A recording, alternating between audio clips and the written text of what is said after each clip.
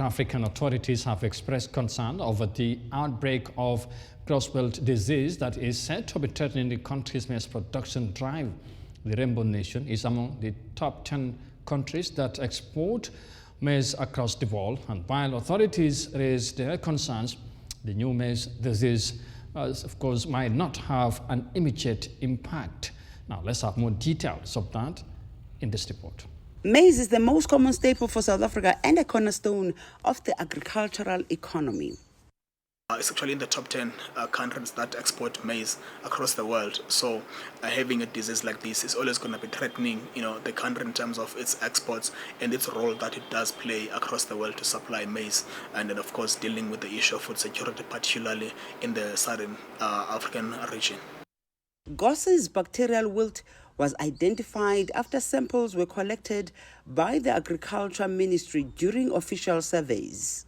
The disease primarily spreads within fields through contact between the leaves of adjacent plants. Over long distances, it can be transmitted through seed, although this mode of transmission is limited. Ngunjana says while the government is concerned about the effects of the disease on exports, the only threat will be for the upcoming season.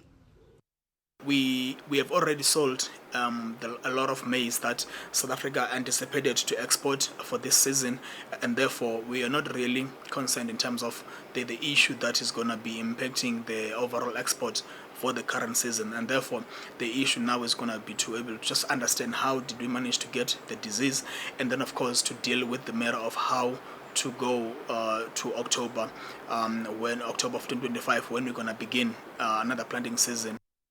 South Africa exports around 3.2 million metric tons of maize, making it one of the world's largest maize exporters. Most exports go to the South African Development Community or SADC region, particularly countries like Zimbabwe, Mozambique and Botswana. The South African Agriculture Ministry says the disease is already present in 4 provinces here in South Africa.